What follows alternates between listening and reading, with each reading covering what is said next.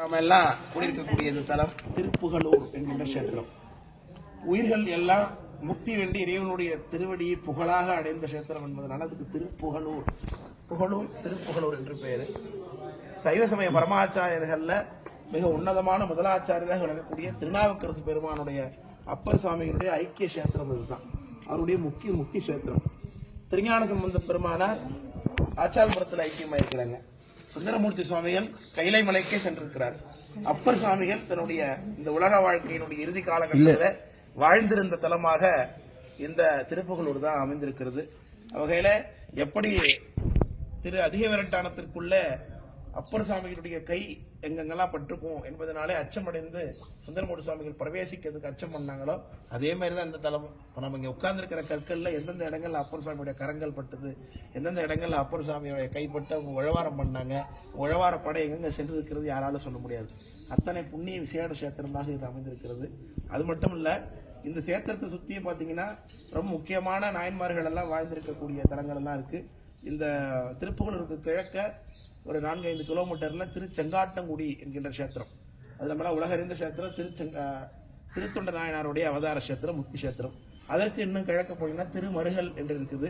செட்டிப்பெண் ஒருவருடைய ஒரு குறையை தீர்த்து ஞானசம்பந்த பெருமான் திருமணம் செய்து வைக்கக்கூடிய கஷேத்திரம் திருமருகல். அதற்கும் கொஞ்சம் வடகிழக்கா போனீங்கன்னாக்க அங்கு சியாத்தமங்கை என்று இருக்குது. அது சாத்தமங்கை என்ற கஷேத்திரம். அது திரு நீலநக்க நாயனாருடைய அவதார கஷேத்திரம். நிறையினார் நீலநக்கன் நெடு மாநகர் என்று தொண்டர் அறையுமூர் சாத்தமங்கை என்றே ஞானசம்பந்தர் சொல்றார். அப்படி இங்க இருக்கக்கூடிய நாயன்மார்கள்லாம் சேர்ந்து இங்க ஒரு காலத்தில் இருந்ததை பார்க்க முடிகிறது. இன்னும் இந்த திருப்புகலூர்ல பாத்தீங்கன்னா முருகநாயனார் என்கின்ற ஒரு நாயனார் இங்கே இந்த நம்ம வரும்போது பார்த்தோம். இந்த கோயிலே பாத்தீங்கன்னா வேளாக்குறிச்சி என்கின்ற ஆதீனத்திற்கு சொந்தமாக இருக்குது. இந்த வேளாக்குறிச்சி, கல்லிடக்குறிச்சி இது இரண்டும் அம்பாசமுத்திரம் பக்கத்துல இருக்கு. அந்த திருமணத்தாருடைய நிர்வாகத்தில் தான் இருக்கு. ஆனா அவங்க இப்போ அங்க வாசல்ல இருக்க மடத்துல தான் அவங்க தலைமையமாக கொண்டிருக்கிறாங்க. ஆனா தலைமை பூர்வ தலைமைன்னு அதுதான் அவங்க கொள்வாங்க. அந்த வேளாக்குறிச்சி மடம் இப்ப அமைந்திருக்கிற இடத்தை தான் நம்பிநாயனார் மடம் என்று சொல்றாங்க. அந்த நம்பிநாயனார் மடம் என்பதுதான் முருகநாயனாருடைய மடம். முருகநாயனார் இந்த கஷேத்திரத்தை அவதாரம் பண்ணவர். அவர் என்ன தொண்டு செய்தார் அப்படின்னா 63 நாயன்மார்கள் ஒருத்தர்.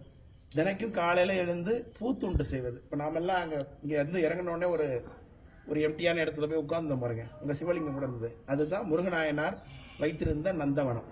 அந்த நந்தவனத்துல தான் நம்ம உட்கார்ந்துருந்தோம். அந்த நந்தவனத்துல தினக்கும் காலையில சுவாமி எழுந்திரிச்சு பூ பொறிப்பார். எப்படிப்பட்ட பூக்கள் எல்லாம் இருக்குங்கிறத சேக்கரார் சாமி பெரிய புராணம் சொல்றார். கோட்டுப்பூ, கொடிப்பூ, நீர்ப்பூ, நிலப்பூ என்று 4 வகை பூக்களும் அந்த நந்தவனத்துல பூத்துது என்பதை சொல்லுகின்றார். இந்த சேத்திரத்தை சொல்லும் பொழுதே போது சூழும் பொய்கை சூழும் பூம்புகலூர் என்றுதான் சேக்கரார் சாமி நம்பிநாயனார், அதாவது முருகநாயனார் புராணத்திலே தொடங்குவார். அதாவது இந்த கோயிலை சுத்தியே பார்த்தீங்கன்னா ஒரு அகழி வடிவமைப்பு இருக்கும். இப்போ நம்ம வேன் வந்து நின்ன இடத்துல பின்பக்கத்தில் ஒரு குளம் மாதிரி இருந்துச்சு. இப்போ கோயிலுக்கு முன்னாடி ஒரு குளம் அந்த வாசல்ல இருக்கு. அந்த இடத்துல இருந்து கோயிலை சுத்தி வளமா அந்த அகழி வந்து இது வரைக்கும் வந்து முடியுது.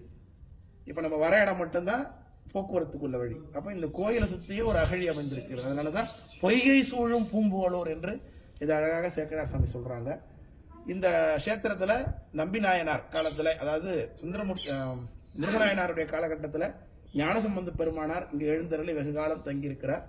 அதாவது சீர்காழியிலிருந்து புறப்பட்டு இன்றைக்கு எப்படி நாம இங்க வந்திருக்கிறோமோ அதே மாதிரி பல தல யாத்திரைகளை செய்து கொண்டு ஞானசம்பந்தர் இந்த முருகநாயனார் மடத்துல இருந்தார்.